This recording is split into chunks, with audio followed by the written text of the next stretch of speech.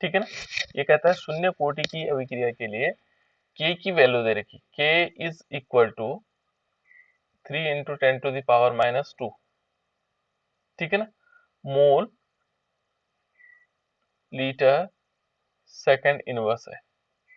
25 second बाद के पश्चात अभिकारक की सांद्रता 0.5 पाई जाती है, मोल पाई जाती है, यानी कि आधा हो गया। ठीक है ना। 100% कोई चीज होती है और उसका आधा होना जो है क्या कहलाता है उसका, तो ये अर्धायु से भी हम इसे कंप्लीट कर सकते हैं बेटा। यहाँ पर इसको देखें तो इसको हम अर्धायु से भी कंप्लीट कर सकते हैं। ठीक है, क्योंकि इतना पाई जाती है। तो अभिकारक की प्रारंभिक सांद्रता परिकलित कीजिए। इसकी प्रारंभिक सांद्रता पूछी हुई है, यानी कि ये कहता है कि मान लीजिए हमारे पास कोई रिएक्टेंट है और एक प्रोडक्ट है। दिव्या बेटा आवाज आ रही? दिव्या? Yes sir.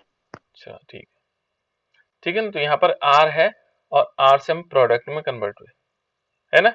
यानी कि रिएक्टेंट से अभिकारक बनना है। और वो कहता है कि कंडीशंस दे रखी कि के का मान तो दे रखा है, ठीक है ना, के की वैल्यू दे रखी। अब ये कहता है 25 सेकंड पश्चात, यानी कि ये कहता है जैसे माना प्रारंभिक मात्रा हमारे पास आर है, आर नोट है, और इससे एक्स अमाउंट यहाँ होता है, टाइम इज इक्वल टू 0। लेकिन ये कहता है 25 second, time is equal to 25 second हो गया बेटा। ये समझने के लिए बना रहे हैं हम यहाँ पर, है ना। तो जब टाइम 25 सेकंड हो जाता है तो कुछ मात्रा में यहाँ से यहाँ चले जाएगी। यहाँ तो 0 रहेगा, पहले वाले में तो 0 रहेगा। यहाँ से एक्स अमाउंट यहाँ आ गई, मान लीजिए कुछ अमाउंट यहाँ आ गई, है ना। एक्स का मतलब हम कह सकते हैं 0.5 एम। देखो यहाँ आ गई, तो यहाँ कितना बचेगा 25 सेकंड बाद, यहाँ कितना बचेगा, तो इसमें से ये इसको घटा देंगे तो हमारे पास यहाँ रिएक्टेंट में से इसको घटा देंगे तो हमारे पास कुछ अमाउंट आ जाएगी, है ना। तो देखो जो फर्स्ट ऑर्डर रिएक्शंस है, प्रथम कोटि की अभिक्रिया, उसके लिए हमें फॉर्मूला मालूम है, K इज इक्वल टू यहाँ पर आएगा आर नोट माइनस आर बटे T1। हाँ आर बटे T1, हाँ टी ही है बेटा यहाँ पर, है ना। T1 T2 कुछ कोई फर्क नहीं पड़ता, है ना। इस प्रकार से आ सकता है। यहाँ पर हमें क्या है, K की वैल्यू दे रखी, प्रारंभिक मात्रा ये ज्ञात करना हमने, ये क्वेश्चन मार्क हमारे लिए है, और ये वाली मात्रा दे रखी, रिएक्टेंट की मात्रा दे रखी, ठीक है ना। अब किस प्रकार से दे रखा है, और टी की मात्रा भी दे रखी है, तो यहाँ पर आएगा 3 इंटू 10⁻⁻², ठीक है ना, is equal to R naught. तो वैसे रहेगा, ये क्वेश्चन मार्क है, ये हमें ज्ञात करना है, और माइनस क्या होगा, आर की वैल्यू कितने है 0.05 एम है, मोलर है, और बटे में कितना आ जाएगा 25 सेकंड। बस इससे हमें पता लग जाएगा। देखो इसका मल्टीप्लिकेशन हम इधर कर लेंगे, देखो यहाँ हो जाएगा, इस आर को हम क्या करेंगे माइनस में ले आएंगे, तो यहाँ हमारे पास क्या होगा 3 इंटू 10⁻⁻² मल्टीप्लाई बाय 5, 25 सॉरी, है ना। ये ब्रैकेट के अंदर हो जाएगा। इधर देखो यहाँ पर क्या होगा आर नोट माइनस 0.5 एम, है ना। इसको हम फिर इधर लेके आएंगे, माइनस से तो प्लस हो जाएगा। इट मीन्स यहाँ पर क्या आएगा 3 इंटू 10⁻⁻² इंटू 25, है ना, और यहाँ प्लस में आ जाएगा 0.5, और आर नोट यहाँ पर आ जाएगा आर नोट। इनका गुणा करते हैं, देखो 25 यहाँ 75 होता है बेटा, 25 का गुणा यदि हम 3 के साथ करेंगे तो 75 हो जाएगा। 75 गुणा के 10⁻⁻² हो सकता है। यदि हम इसको माइनस की पावर 2 हटा दें तो ये आ जाएगा 0.75 आ जाएगा, आएगा नहीं आएगा दशमलव। और सर इसके इसमें साथ हम भी 0.5 है सर, इसमें 75 से जोड़ देंगे सर। बिल्कुल ये जोड़ना है क्योंकि उसमें लिखा हुआ है 0, है ना। तो इस प्रकार से देखेंगे 5 7 और 5 12 का 2 हासिल 1 हो जाएगा, तो ये आ जाएगा 1 पॉइंट कितना आएगा 1.25।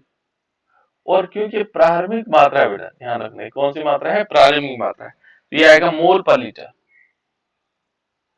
मोल और पर लीटर यानी कि इनवर्स, लीटर इनवर्स हो जाएगा, तो इतना ही आएगा, सेकंड में नहीं आएगा, है ना। तो इस प्रकार से हम इसको निकाल सकते हैं, बस इससे ज्यादा कुछ है ही नहीं इसमें। इस प्रकार से इस क्वेश्चन को किया जा सकता है। तो इसको सॉल्व भी करना बेटा और याद भी रखना है ना? तो ये ध्यान रखिएगा। देखो अब उसके बाद है प्रथम कोटि की अभिक्रिया।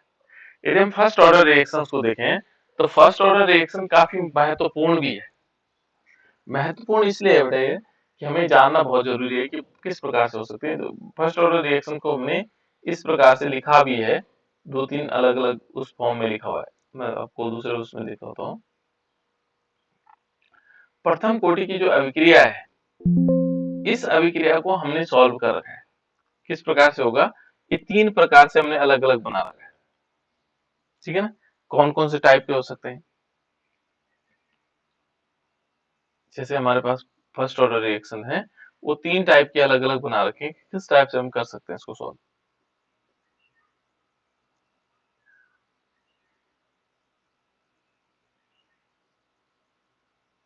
इसलिए मैंने उसको अलग अलग किया हुआ है ना? यदि हम यहाँ पर देखें तो फर्स्ट ऑर्डर रिएक्शन पहले ये देखेंगे प्रथम कोटि की अभिक्रिया किसे कहते हैं, है ना? तो प्रथम कोटि की अभिक्रिया के लिए हमारे पास ये है कि प्रथम कोटि की अभिक्रिया में अभिक्रिया वेग अभिकारक की सांद्रता के प्रथम घात के समानुपाती होता है। यहाँ पे ये ध्यान रखना होगा, है ना? अभिक्रिया यदि हम प्रथम कोटि की अभिक्रिया की परिभाषा लिखते हैं तो प्रथम कोटि की अभिक्रिया में अभिक्रिया का वेग अभिकारक की सांद्रता के प्रथम घात के समानुपाती होता है। ये ध्यान रखिएगा, ये है इंपॉर्टेंट। अब यहाँ देखो बेटे, इसको सॉल्व कैसे करना है, हमने लेना क्या है, रिएक्टेंट लेना है। ये रिएक्टेंट हमारे पास है, इसको हम कन्वर्ट करेंगे प्रोडक्ट में, ठीक है ना? यदि हम वेग निकालना चाहें तो वेग बराबर क्या आएगा, वेग बराबर हम कैसे निकालते हैं, एक वेग तो क्या होता है, देखो अब प्रथम कोटि की अभिक्रिया में अभिक्रिया का वेग जो अभिकारक की सांद्रता के प्रथम घात के समानुपाती होता है, प्रथम घात के समानुपाती होता है, ठीक है ना? तो हमें एक तो परिभाषा से निकालेंगे और एक वेग हम निकालते थे पहले कि जो अभिकारक में जितनी कमी हो जाती है ना? अभिकारक में कितनी कमी होती है, यानी कि यहाँ पर देखेंगे तो D active mass of R upon D T, और ये किस फॉर्म में होता है, माइनस के फॉर्म में होता है। एक वेग तो हमें ऐसे निकाल देते, ये वाला वेग हमने निकाल दिया, वेग एक टाइप तो हम इस प्रकार से निकाल सकते हैं। दूसरा वेग क्या कहता है कि जो अभिक्रिया का वेग है, वेग इज डायरेक्टली प्रोपोर्शनल टू, देखो डायरेक्टली प्रोपोर्शनल टू किसके होगा, किसके प्रोपोर्शनल होगा, ये होगा R1 आर की, हाँ आर की पावर 1 या आर के ये एक घातांक, इसको हम एक घातांक ले सकते हैं, इसके समानुपाती हो सकता है ना? या हम इसको अलग लिखें, समानुपाती इस प्रकार के समानुपाती हो सकता है। तो दो प्रकार से हम वेग निकाल सकते हैं। तो वेग बराबर क्या हो जाएगा, वेग बराबर हो जाएगा यहाँ पर आ जाएगा के और यहाँ पर होगा एक्टिव मास ऑफ आर, ठीक है ना? R1 लिखो तो तब भी कोई फर्क नहीं पड़ता, R1 में आर हो जाएगा। अब देखो बेटा, ये भी वेग है और ये भी हमारे पास वेग है, तो ये दोनों बराबर होंगे, है ना? तो क्यों हम इनको ऐसे लिख सकते हैं, क्या लिख सकते हैं, D active mass of R upon D T, है ना? और ये किस फॉर्म में, माइनस के फॉर्म में। ध्यान रखना बेटा, यहाँ पर वेग जो है ऋणात्मक नहीं होता है, सांद्रता में कमी हो सकती है लेकिन वेग ऋणात्मक नहीं होता है। इसलिए क्या करते हैं, इसमें -1 का गुणा हम करना पड़ेगा, देखो ऋणात्मक नहीं होगा, इसका मान यदि हम निकालेंगे तो ऋणात्मक आता है, इसलिए -1 का गुणा हो जाता है इसमें, है ना? तो इज इक्वल टू यहाँ पर क्या होगा, यहाँ पर इज इक्वल टू के और यहाँ पर होगा एक्टिव मास ऑफ आर, इस प्रकार से, है ना? अब इसमें क्या कर सकते हैं, हम इस dt को यहाँ ले सकते हैं और इस r को यहाँ ले सकते हैं। तो ऐसे किया करने पर क्या हो जाएगा, ऐसे करने पर हमारे पास हो जाएगा, माइनस चिन्ह तो ऐसे रहेगा या माइनस इधर ले लो, ठीक है ना? यानी कि d active mass of r upon active mass of r, अब d नहीं है वहां, ठीक है ना? इज इक्वल टू क्या होगा, माइनस हमने इस तरफ ले लिया और ये आएगा k तो है ही यहाँ, और dt हमने नीचे से यहाँ से ले लिया, इसको हम समीकरण नंबर 1 कह सकते हैं, ठीक है ना? तो इस प्रकार से हमारे पास एक इक्वेशन बन जाएगी, ये इक्वेशन को हम एक बना सकते हैं, ये देखो ये इस टाइप से हो गया, ठीक है ना? अब क्या करेंगे, इस समीकरण का समाकलन करेंगे, इंटीग्रेशन। इस समीकरण का समाकलन करने पर, तो यहां पर हम लिख सकते हैं समाकलन करने पर। तो समाकलन करेंगे बेटा, तो समाकलन करने पर किस प्रकार से होगा, इसका इंटीग्रेशन करेंगे तो दोनों तरफ इंटीग्रेशन होता है। और इंटीग्रेशन मैंने बताया था कि आपको इंटीग्रेशन का चिन्ह ऐसे लगाना पड़ेगा इधर की तरफ, है ना, ये सापेक्ष होगा इंटीग्रेशन।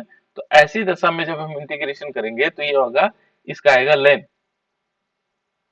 यहाँ पर क्या आएगा ln, लेन, ठीक है ना, एक्टिव मास ऑफ आर।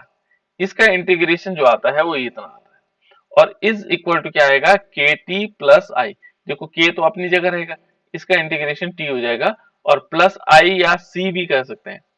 हमने पिछली बार सी माना था, यहाँ हम आई भी मान सकते हैं या सी भी मान सकते हैं, तो हम दोनों चीजों को ले सकते हैं, ठीक है ना। तो जो आपको लगेगा, आई माने इंटीग्रेशन कांस्टेंट हो गया, सी माने कंसंट्रेशन कांस्टेंट हो गया, वही हो गया इंटीग्रेशन कांस्टेंट के, हम उसको नॉमिनेट करते हैं। तो देखो बेटा यहाँ पर मैंने आई लिखा हो, कोई किसी कोई दिक्कत तो नहीं होनी चाहिए, ठीक है ना, आई हो या सी हो एक ही चीज है, ठीक है। यहाँ पर हम लिख सकते हैं कि जहां पर क्या होगा, जहां पर आई जो है क्या है, समाकलन स्थिरांक है, समाकलन स्थिरांक है, ठीक है ना। आई क्या है हमारे पास, समाकलन स्थिरांक है। अब देखो बेटा हमें सिद्ध क्या करना है, ध्यान रखना है एक चीज का, ये शुरुआत में इस प्रकार से आ सकता है, सिद्ध करने के लिए आ सकता है k is equal to 2.303 upon क्या आएगा t, और यहाँ आएगा log 10 बेस होगा, और active mass of r note upon active mass of r। ये सिद्ध करने के लिए आता है कभी कभी कि सिद्ध कीजिए, है ना, प्रथम कोटि की अभिक्रिया के लिए सिद्ध कीजिए। तो पहले हम ये सिद्ध कर रहे हैं ये वाला। अभी दो तीन प्रकार से प्रश्न पूछा जा सकता है ना, तीन प्रकार से इसके पूछे जाने की संभावनाएं होती। तो पहला हमारा इस टाइप से आएगा ये वाला, इस वाले को हम सिद्ध कर रहे हैं। इसी प्रथम कोटि की अभिक्रिया को तीन प्रकार से पूछा जाता है, लेकिन होता लगभग लगभग सेम। तो देखो बेटा यहाँ पर हमारे पास ये आ गया, और हमने समाकलन स्थिरांक देख लिया। अब हम क्या कर सकते हैं, यदि हम क्या करें इसमें, यदि टाइम इज इक्वल टू 0, और जो r है, यहाँ पर जो r है वो r नोट के बराबर, प्रारंभिक सांद्रता के बराबर है ना। तो कहता है कि प्रारंभिक सांद्रता है, तो यह मान समीकरण 2 में, इस मान का समीकरण 2 में रखेंगे। तो समीकरण 2 ये यानी कि समीकरण 2 इसको मान लेते हैं, ये समीकरण 2 हमारे पास, इसकी वैल्यू को यहाँ रख लेते हैं। तो ऐसी दशा में क्या होगा, ये r होगा, जो ये जो यहाँ पर हमारे पास लिन r दिखाई दे रहा है, ये क्या हो जाएगा, इसकी जगह लिन, देखो active mass of r note करेंगे, क्या लिखेंगे r नोट, r की जगह r नोट हो गया, है ना, इज इक्वल टू, अब देखो बेटा यहाँ पर के टी इज इक्वल टू 0 कर दिया हमने, तो 0 करेंगे तो 0 करने से क्या होगा, ये पूरा का पूरा 0 हो जाएगा, यहाँ माइनस का चिन्ह होगा बेटा, है ना, सॉरी माइनस का चिन्ह मैंने भूल गया था। तो यहाँ पर ये 0 हो जाएगा, के टी इज इक्वल टू 0 हो जाएगा, इस वाली वैल्यू को 0, जब टी 0 हो गया तो 0 के साथ जिस संख्या का गुणा होता है वो शून्य हो जाती सारी, है ना। तो यहाँ पर हम 0 मान लेंगे, ये 0 हो गया। अब 0 हो गया तो ये बचेगा क्या, प्लस आई, तो प्लस आई बचा, तो plus I is equal to R naught हो गया हमारे पास, ये हमारे पास एक इक्वेशन हो गई, है ना। और इस इक्वेशन को मान हम क्या करेंगे, आई की वैल्यू यहां पर रख लेंगे समीकरण नंबर 2 में, है ना, इस वैल्यू को प्लस आई का मान हम समीकरण 2 में रख लेते हैं। तो आई का मान जब हम समीकरण 2 में रखेंगे तो यहाँ क्या होगा, लेन, ये तो ऐसे ही रहेगा, R active mass of R is equal to, देखो क्या होगा, यहाँ पर आएगा माइनस के टी, और आई की जगह हम क्या करेंगे, प्लस हमारे पास क्या आएगा, आर नोट, यानी कि लेन आर नोट। क्लियर, इतनी बात क्लियर होगी बेटा। देखो यहां पर हम एक काम और कर सकते हैं, क्या काम हो सकता है, देखो जब हम इस केटी को हम आगे ले सकते हैं, ये जो केटी है ना हमारे पास, इस केटी को हम इस तरफ ले सकते हैं।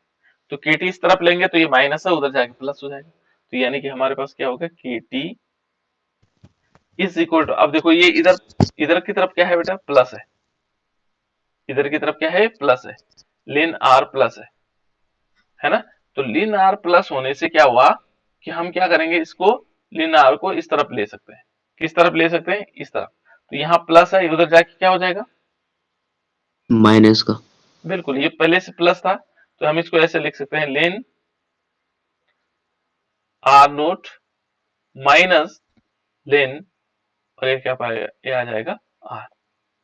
देखो जब हमारे पास ये वैल्यू आ जाए, इतनी वैल्यू आ जाए, तो अब हम लिख सकते हैं इसको। देखो किस प्रकार से आ जाएगा, इसको हम बटे के फॉर्म में भी लिख सकते हैं बेटा।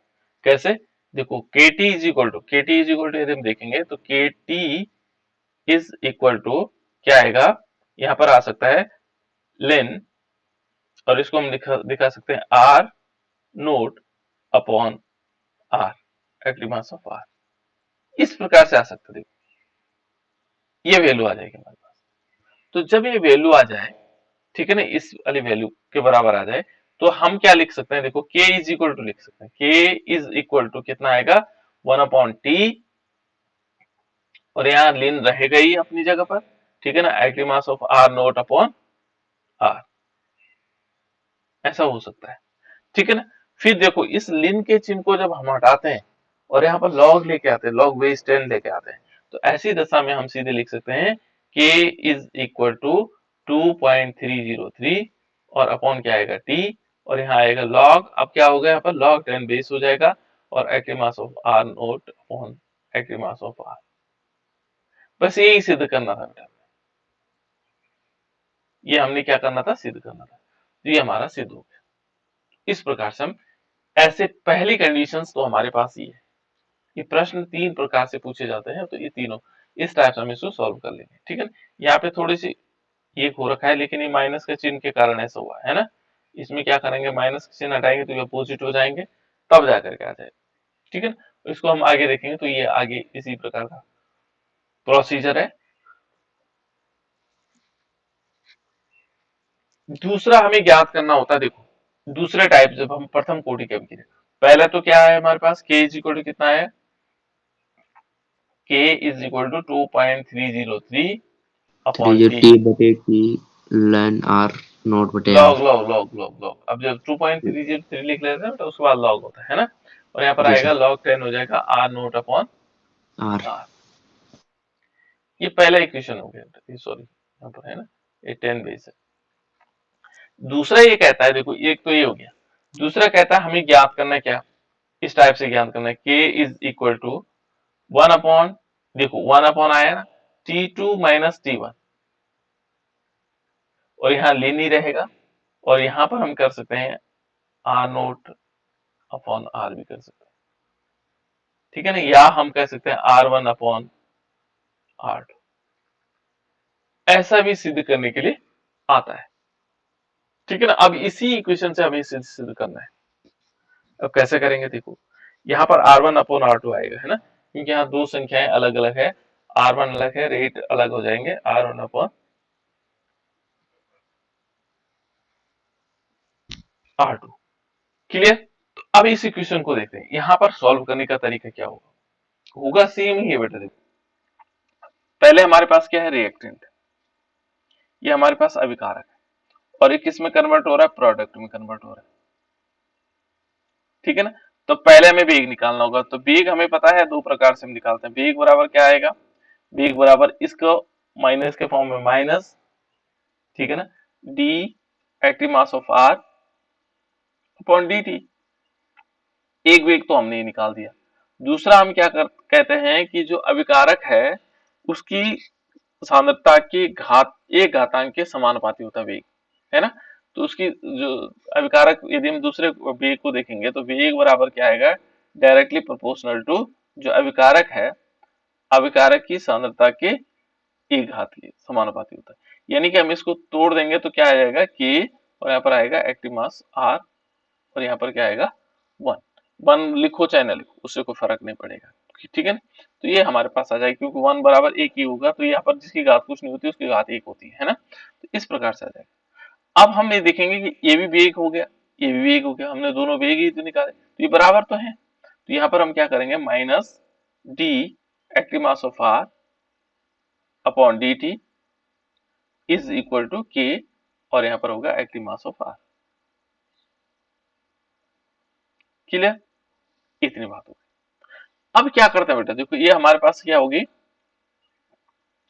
इसको हम कह सकते हैं, ये अभी हमारे पास ऐसे कोई ज्यादा अंतर नहीं। अभी हम क्या करेंगे, dt को यहाँ ले लेंगे जैसे हमने पहले किया था, और r को नीचे ले लेते हैं, ठीक है ना, माइनस का चिन्ह इस तरफ ले लेते, तो यहाँ पर क्या होगा, d और active mass of r upon active mass of r is equal to, देखो is equal to minus k और dt, इस प्रकार से इसको हम समीकरण नंबर 1 मान लेते हैं, ये हमारे पास इक्वेशन नंबर 1, ठीक है ना। अब समाकलन करेंगे, तो समाकलन हमने पहले भी किया हुआ है ना। समाकलन किस प्रकार आएगा समीकरण नंबर 1 का समाकलन करने पर, वैसे मैंने इक्वेशन लिखी हुई है यहाँ पर, है ना। जब हम इसका समाकलन करेंगे तो समाकलन किस प्रकार से होगा, इसका इसके इस तरफ होता है और इसका इस तरफ, तो यहाँ पर क्या होगा, यहाँ पर हमारे पास आएगा ln active mass of r और इज इक्वल टू क्या होगा, यहाँ पर आएगा के टी माइनस के टी और प्लस आई इंटीग्रेशन कांस्टेंट, ये हमारे पास इक्वेशन नंबर 2 हो जाएगी। इसको हम क्या बोलेंगे, इक्वेशन नंबर 2 कहेंगे, जहां पर आई क्या है, इंटीग्रेशन या समाकलन स्थिरांक, इस समाकलन स्थिरांक का बेटा हमारे पास है ना, मैं लिख नहीं रहा हूं उसको। अब हम क्या करेंगे कि यदि हम क्या करें, मान लीजिए ये हमारे पास आ जाता है कि यदि हम टाइम इज इक्वल टू क्या करेंगे, टाइम इज इक्वल टू 0 कर दें और r इज इक्वल टू क्या कर दें, r नोट बना दें, ये हमारे पास इक्वेशन आ जाए। तो इसमें यदि हम इन मान को हम समीकरण नंबर 2 में रखें, इस वाले समीकरण में रखेंगे, तो यहाँ पर क्या होगा, लिन तो ऐसे रहेगा लिन r, लेकिन यहाँ पर क्या होगा बेटा, k और t, देखो t बराबर 0 हो जाएगा, t बराबर कितना होगा 0, 0 के साथ k का गुणा हो जाएगा, सब कुछ 0 हो जाएगा, ठीक है ना। k के साथ जब हम 0 का गुणा करेंगे तो ये सब कुछ 0 हो जाएगा, यहाँ पर 0 हो जाएगा, है ना। और यहाँ पर 0 होने का मतलब कुछ भी नहीं बचेगा वहां, और यहाँ क्या बचेगा, प्लस आई बचेगा, ठीक है ना, क्योंकि t इज इक्वल टू 0 हुआ, तो r इज इक्वल टू इतना आ गया। इस वैल्यू को फिर देखो, ये प्लस आई की वैल्यू को हम समीकरण 2 में रखेंगे, तो समीकरण 2 में रखने पर क्या होगा, देखो आई की वैल्यू जब हम समीकरण 2 में रखेंगे तो किस प्रकार से आ जाएगा, ये आ जाएगा बेटा किस टाइप से, यहाँ पर होगा लेन एक्टिव मास ऑफ r, ठीक है ना, इज इक्वल टू माइनस के टी, और यहाँ पर क्या होगा, इसकी जगह क्या आएगा, लेन प्लस का चिन्ह आएगा और लेन होगा और एक्टिव मास ऑफ r, ठीक है ना, ये आ जाएगा, क्योंकि हमने क्या किया, प्लस r की जगह ये ले लिया, ठीक है ना, और r की जगह क्या लेना हमने, r नोट लेना है, तो इसलिए r नोट ही हो जाएगा, क्लियर। तो जब यहां तक तो हमने पहले इक्वेशन में भी सॉल्व किया था, यहां तक तो हमने पहले इक्वेशन में भी सॉल्व किया था इसको, ठीक है ना। अब थोड़ी सी डिफरेंस है, डिफरेंस क्या है, यदि हम इसको देखें तो माइनस के टी इज इक्वल टू, यदि देखें माइनस के टी इज के बराबर, तो ये क्या है, ये संख्या उधर जाएगी, ये वाली संख्या कहां जाएगी, उस तरफ जाएगी, है ना। या ऐसा ना करो तो वैसे कर देते जैसे हमने पहले किया था, क्यों कंफ्यूजन बढ़ेगा, तो इसको हम क्या कर देते हैं, वैसे कर लेते हैं जैसे हमने पहले किया था। तो पहले कैसे किया था, देखो इसमें हम यहाँ पर क्या कर लेंगे कि ये माइनस, ये जो है इसको हम ले लेते हैं इस तरफ और इसको ले लेंगे इस तरफ, तो ये इधर आके माइनस हो जाएगा, या उधर जाके प्लस हो जाएगा, तो यानी कि के टी इज इक्वल टू, यदि हम के टी बराबर देखेंगे तो के टी इज इक्वल टू क्या होगा, के टी इज इक्वल टू यहाँ पर आएगा लेन, देखो लेन और यहाँ पर होगा आर माइनस ये आर नोट हो जाएगा, लेन आर नोट, देखो बेटा जो माइनस में होगा वो नीचे आ जाएगा, है ना। तो इस वैल्यू को हम ऐसे भी लिख सकते हैं, लेन और यहाँ पर होगा active mass of R naught upon, oh sorry minus, ये थोड़ा गड़बड़ कहाँ हो गया हमारा,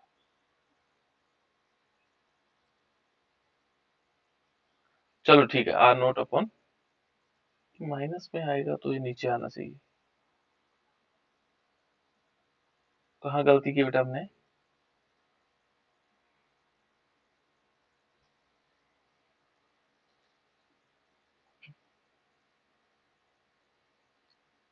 ये तो नीचे आएगा फिर, लेकिन यहाँ ऊपर आ रहा है,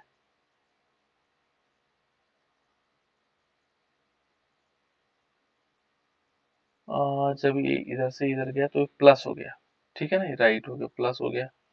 अब जब ये आर नोट वाला यहाँ आएगा तो ये तो माइनस होगा, ये आ जाएगा, तो ये माइनस फॉर्मूला नीचे आना चाहिए इसको, लेकिन यहाँ पर क्या हुआ माइनस के टी, नहीं उधर से इधर आएगा तो माइनस हो जाएगा। कहाँ गड़बड़ी हो रही है देखो तो।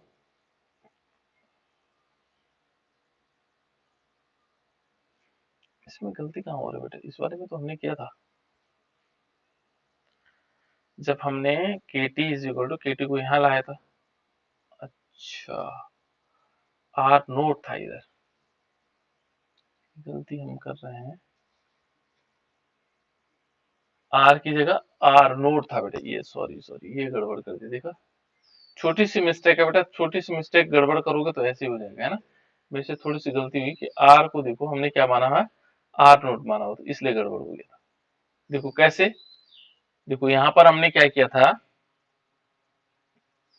यहाँ पे हमने कहा ना यदि R T is equal to 0 और R is equal to R naught है, तो आर नोट लेना ना इसकी जगह, ये देखो आर नोट आएगा तो आर नोट बराबर प्लस आई होगा, तो R naught is equal to plus I, तो अब आर नोट की जगह हम क्या करेंगे, यहाँ पर देखो ये आई प्लस आई की जगह आर नोट लिख लेंगे, यहाँ पर आर नोट आएगा, बस वही गड़बड़ी हुई थी, है ना।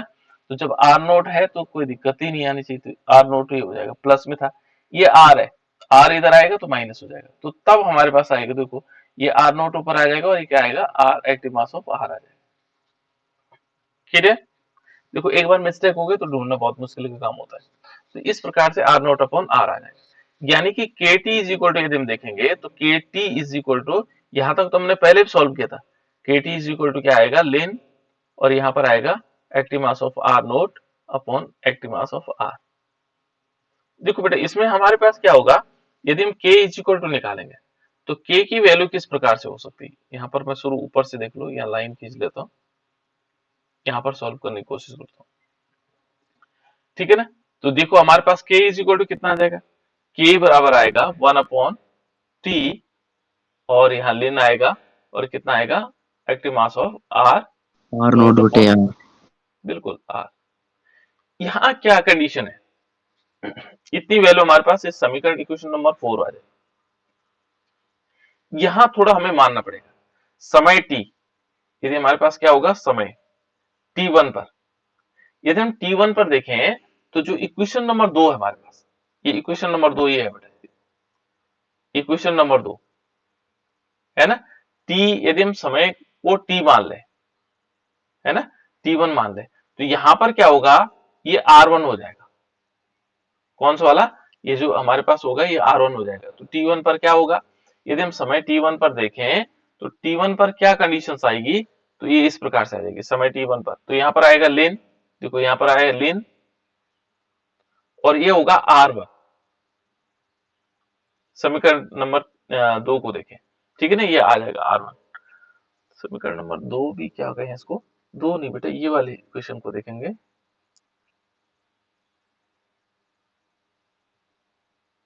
इस वाले इक्वेशन को देखना, इसको 3 या 4 जो भी मानते हो, ये वाला, ये समीकरण नंबर 2 गलत हो रखा है यहाँ पे, है ना, इस वाली इक्वेशन को मान लेंगे, देखो यहाँ पर ये r1 आ जाएगा और ये माइनस के टी आ जाएगा, यहीं से शुरू करना हमने, है ना, माइनस के टी 1, देखो यहाँ इज इक्वल टू क्या आएगा माइनस के टी 1, और फिर क्या आएगा प्लस लेन, यहाँ लेन होगा, और ये आर नोट आएगा लेन, और यहाँ पर आएगा आर नोट, ये आएगा इक्वेशन। अब समय t2 पर देखें, समय t2 पर देखें तो ये समय 1 के लिए आ गया, समय हम क्या कर दें, समय बराबर हमारे पास क्या आएगा, समय यदि हम क्या कर लें t2 ले लें, तो t2 पर क्या होगा, ये लेन तो ऐसे रहेगा बेटा लेन, और यहाँ पर होगा एक्टिव मास ऑफ r2, है ना, और यहाँ पर आएगा माइनस के टी 2, और ये आ जाएगा हाँ फिर प्लस लेन, और ये आएगा active mass of R naught, तो देखो आर नोट दोनों में, इसमें भी है ऊपर वाले में, है ना, तो इसमें हम क्या करेंगे, समीकरण नंबर क्या कर देंगे, एक दूसरे को घटा देंगे, यानी 5 से 6 को घटा देंगे, 5 से 6 को घटाओ, तो 5 से 6 में घटाएंगे तो क्या आएगा, यहाँ पर तो आएगा लेन, ठीक है ना, और यहाँ पर आएगा एक्टिव मास ऑफ r1, ये पहली वाली इक्वेशन है, ठीक है ना, माइनस क्या होगा दूसरी वाली इक्वेशन का लेन, और फिर क्या आएगा r2 इज इक्वल टू क्या आएगा, देखो पहली वाली इक्वेशन क्या है, माइनस के टी 1, ठीक है ना, फिर माइनस आएगा तो 2 बार माइनस आएगा, और फिर इसमें से हम क्या करेंगे, माइनस के टी KT2 टू, है ना। तो देखो बेटा ये R1 से ये आर नोट से आर नोट कैंसिल हो जाएगा। अब हमारे पास आर नोट की जरूरत नहीं है, ये खत्म हो गया। ये देखें माइनस माइनस क्या हो जाएगा, प्लस हो जाएगा, ये वैल्यू क्या होगी, प्लस होगी। तो इस प्रकार से इस इक्वेशन को देखो, यहाँ पर ये आ गया। इसके बाद जो नेक्स्ट स्टेप है वो देखो यहाँ पर, ये इस प्रकार से आ जाएगा। यानी कि जो हमारे पास इक्वेशन थी, किस प्रकार से निकाला था हमने, कि इस टाइप से निकाला था, लेन R1 माइनस लेन R2, ये निकाला था ना, इज इक्वल टू क्या निकाला था, माइनस के टी, ये तो निकाला था देखो, माइनस के टी फिर माइनस माइनस फिर माइनस, है ना, के टी 1 है और के टी 2 है, 2 ये माइनस हो जाएगा, है ना।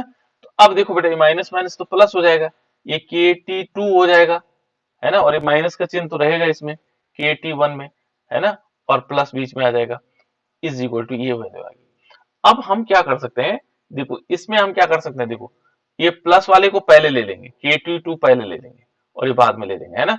तो इसको हम ऐसे भी लिख सकते हैं, इज इक्वल टू, देखो प्लस का चिन्ह हमने पहले ले लिया, के टी 2 और माइनस के टी 1, और ये बराबर, देखो इसमें जो माइनस का चिन्ह होता है कहाँ आता है, नीचे आ जाता है। तो इसको हम ऐसे भी लिख सकते हैं, देखो लिन, और R1 ऊपर आ जाएगा क्योंकि प्लस का चिन्ह है, और बटे में क्या आएगा, R2 नीचे की तरफ आ जाएगा, और इज इक्वल टू क्या आएगा, देखो बेटा इज इक्वल टू, यहाँ पर के कॉमन आ जाएगा, के हमने क्या लिया कॉमन, दोनों में कॉमन है, और यहाँ आ जाएगा T2 माइनस T1। तो इस प्रकार से हम इस इक्वेशन को सॉल्व कर सकते हैं, देखो ये हमारे पास आ जाएगा, ठीक है। अब यदि हम के की वैल्यू निकालना चाहें तो के की वैल्यू कैसे निकल जाएगी, देखो के को हम के साथ वाली चीजों को हटा देंगे, तो के इज इक्वल टू क्या होगा, के इज इक्वल टू यहाँ पर 1 अपॉन, देखो ये इधर चले जाएगा, 1 अपॉन T2 माइनस T1, है ना, और क्या होगा, यहाँ लिन तो अपनी जगह है, और ये होगा active mass of R1 upon active mass of R2। ये इक्वेशन, ये दूसरे टाइप का बेटा, प्रथम कोटि की अभिक्रिया के दूसरे टाइप की इक्वेशन है जो हमें सिद्ध करना है। एक और टाइप है तीसरे नंबर का, और ये इस प्रकार से, ये तीसरा क्या है, R इज इक्वल टू, देखो सब इक्वल है, बराबर है सारे के सारे, R इज इक्वल टू, यहां पर आएगा R नोट और e की पावर माइनस के टी, ये आपके पास आना चाहिए, है ना। तो यहां पर हमें इस सिद्ध करना है, कैसे कैसे सिद्ध करेंगे इसको भी हम देख रहे हैं कैसे कैसे होना है इसमें, ठीक है ना। तो यहाँ ये भी सिंपल है, कुछ भी नहीं है इसमें। यदि हम इसको देखें तो पहले हमने रिएक्टेंट लिया, देखो बेटा रिएक्टेंट लिए, इतनी याद चीजें हम याद होनी चाहिए, प्रोडक्ट है, रिएक्टेंट से प्रोडक्ट, पहले हम बेग निकालेंगे, तो बेग बराबर क्या हुआ, minus D active mass of R upon D T, इतना तो हमें पता है, इतना मालूम है बेटा, यस नो। जी सर। फिर दूसरा बेग क्या होता है, बेग इज इक्वल टू क्या होता है, डायरेक्टली प्रोपोर्शनल टू जो अभिकारक है उसकी सांद्रता के समानुपाती होता है, तो आर के एक्टिव मास ऑफ आर के निकालते हैं, है ना, ये बेग होता है। तो इस बेग को हम दूसरे वाला जो बेग होता है, बेग इज इक्वल टू यहाँ पर के ले लेंगे, और यहाँ पर होगा एक्टिव मास ऑफ आर हो जाएगा। अब ये दोनों बराबर है, देखो ये दोनों बराबर है, तो इन दोनों को बराबर कर लेंगे, यानी कि क्या होगा, हमारे पास आ जाएगा minus D active mass of R upon D T is equal to क्या होगा, K active mass of R, इस आर को हम इस तरफ ले लेंगे और इसको dt को यहाँ ले लेंगे, और माइनस का चिन्ह भी इधर ले लेंगे, तो यहाँ पर क्या आएगा, d active mass of R upon हम क्या लेंगे, एक्टिव मास ऑफ आर ले लेंगे, और यहाँ क्या होगा, इज इक्वल टू, देखो बेटा ये माइनस का चिन्ह हम इस तरफ ले रहे हैं, माइनस आ गया, और जो यहाँ k के साथ इस dt को ले रहे हैं, तो k dt ये आ गया। फिर क्या करेंगे, हम इसका इंटीग्रेशन करेंगे, समाकलन करने पर सबके लिए एक जैसे है समाकलन, ठीक है ना, हमने समाकलन करने पर इसका हमने समाकलन करना है, तो समाकलन जब करेंगे तो इंटीग्रेशन का चिन्ह इस तरफ लगता है, के को छोड़ देंगे इस तरफ लगता है ना। तो यहाँ पर क्या होगा, यहाँ पर जो समाकलन के बाद होगा वो होगा हमारे पास क्या होगा, लेन, ये तो आता समाकलन के बाद क्या आएगा यहाँ पर, बताओ बेटा। Ln active mass of R is equal to क्या आएगा, इसका समाकलन करेंगे तो क्या होगा, माइनस के टी तो होगा और प्लस इसमें आई होगा। आई क्या है यहाँ पर, समाकलन स्थिरांक। बिल्कुल, आई इज इक्वल टू समाकलन स्थिरांक। ये बहुत इंपॉर्टेंट है बेटा, पिछली बार तक 3 नंबर का क्वेश्चन हमेशा इसी से पूछा जाता है। इसी से माने या तो प्रथम कोटि की अभिक्रिया या शून्य कोटि की अभिक्रिया। तो हमें प्रथम कोटि की अभिक्रिया को तो ढंग से देखना है और शून्य कोटि की अभिक्रिया को भी ढंग से देखना है, ठीक है ना। देखो ये हमने निकाल दिया, जब समझ में नहीं आए फिर दोबारा बता दूंगा, कोई दिक्कत नहीं। तो अब देखो बेटा, यहाँ पर हमने क्या करना है, ये समाकलन स्थिरांक आ गया।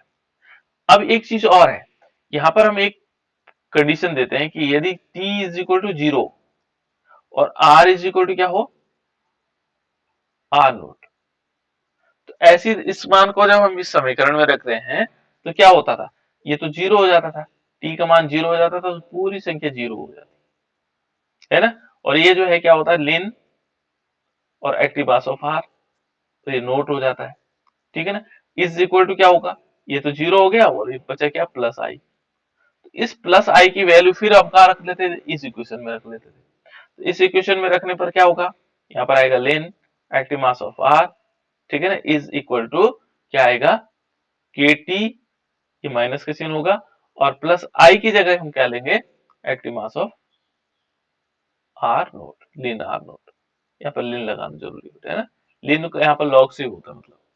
अब जब ये वैल्यू आ जाए ऐसी दशा में फिर क्या करते हैं, जब ये वैल्यू आ जाती है तो इसमें हम क्या करते हैं, इस माइनस को इधर ले लेते हैं, यहाँ पर आ जाएगा के टी और इज इक्वल टू, देखो ये माइनस, ये जो आर है इधर प्लस है, इधर जाके क्या हो जाएगा, माइनस हो जाएगा। यहाँ पर हम क्या लेंगे, लेन तो हमारे पास सही पहले से, ln active mass of R naught minus क्या आएगा, ln active mass of R, ऐसा हो जाएगा। या हम इसको लिख सकते हैं के टी इज इक्वल टू, तो जो माइनस में वो नीचे चले जाएगा है ना, के टी इज इक्वल टू हमारे पास क्या होगा, के टी इज इक्वल टू, अब माइनस नहीं है इसमें कोई है ना, यानी कि क्या होगा, लेन यहाँ रहेगा और यहाँ होगा active mass of R naught upon active mass of R. Clear, इतनी बात आ गई। फिर हमें तो के चाहिए, तो के इज इक्वल टू, ये हमने पहले सॉल्व किया, 1 अपॉन टी है ना, 1 अपॉन टी और लेन, और यहाँ पर आएगा active mass of R naught upon active mass of are.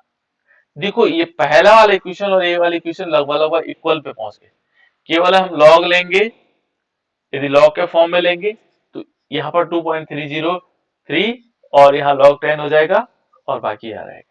लेकिन जब हम एंटी लॉग लेंगे, देखो बेटा, प्रतिलघु गुणक लेने पर इसका प्रतिलघु गुणक क्या लेंगे, प्रतिलघु गुणक। तो ध्यान रखना, जब हम इसका एंटी लॉग लेते हैं तो देखो इस प्रकार से हो जाता है, केवल दोनों तरफ हम क्या लेंगे, एंटी लॉग लेंगे, देखो यहां से,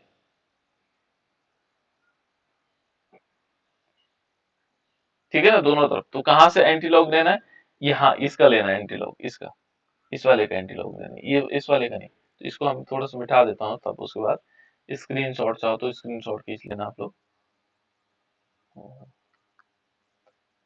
देखो जैसे माना सपोज इरेज कर दो, तो मैं इसको, इसका हम क्या लेंगे, एंटी लॉग ले लेंगे यहाँ पे। वहां तो थोड़ा सा एक स्टेप ज्यादा था, यहाँ पर हम इसका एंटी लॉग ले लेंगे, है ना। तो जैसे हम इसका एंटी लॉग लेंगे बेटा, एंटी लॉग लेने से क्या होगा, ये क्या होगा, इसका चेंज हो जाता है क्या, देखो किस प्रकार से आएगा, r इज इक्वल टू, यहाँ पर होगा r active mass of r is equal to, यहाँ होगा r नोट